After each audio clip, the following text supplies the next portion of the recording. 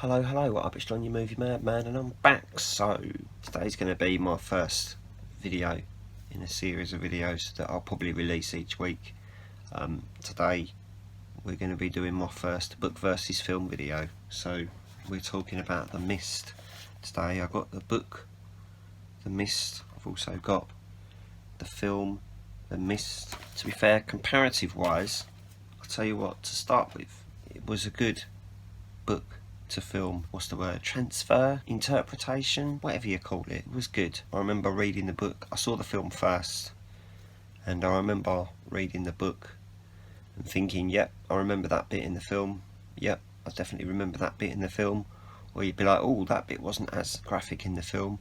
I definitely remember that the language was a lot harsher in the book than it was in the film. They're still swearing in the film, but there are a lot of C words in the book that aren't in the film, and I was a bit like, ooh, it's a bit racist as well, the book. I think Stephen King, bit racist, like, uses the N-word a few times and things like that, and you're just like, ooh, alright mate, easy.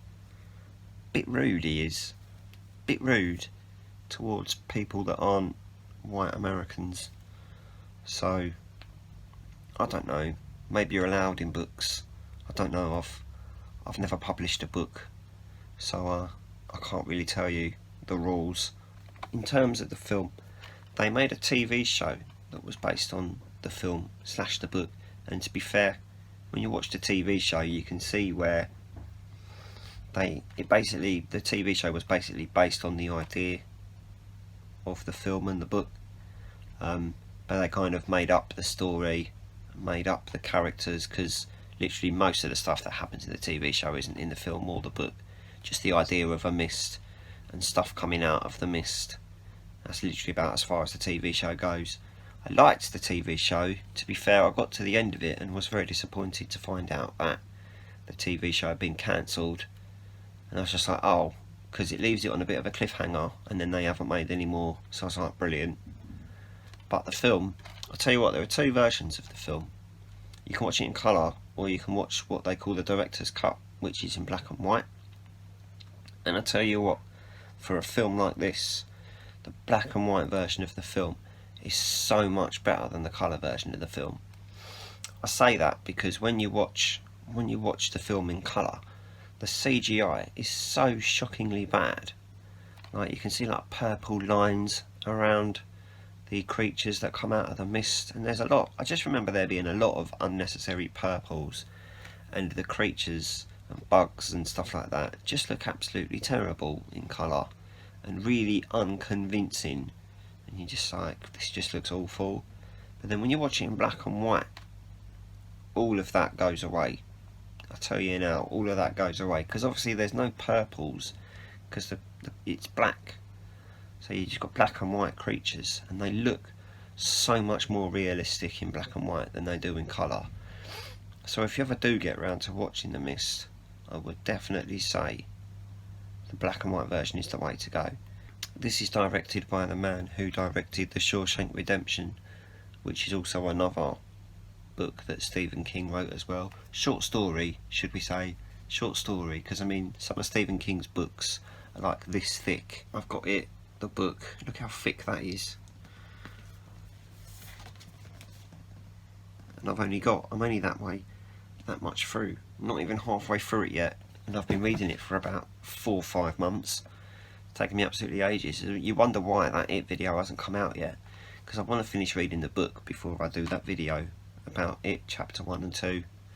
I want to finish reading the book first, and then I'll do a big It video. I'll talk about the TV show, I'll talk about the 2 films.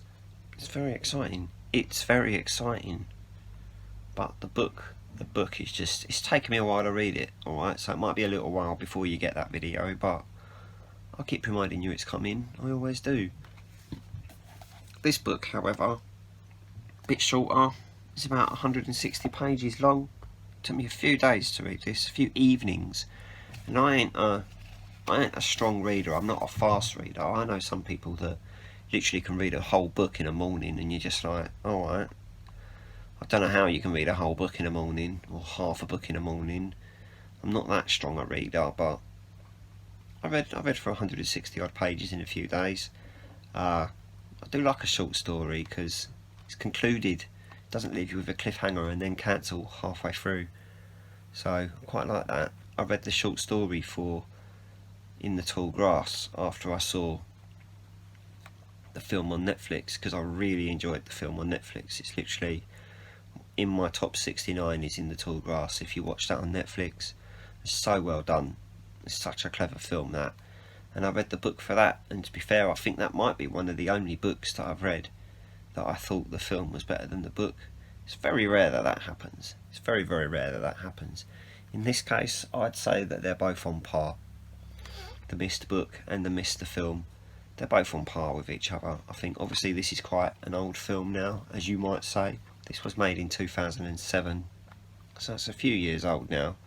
So some people would be too scared to watch it because it's too old. My niece would probably still watch it because it's made after 2004.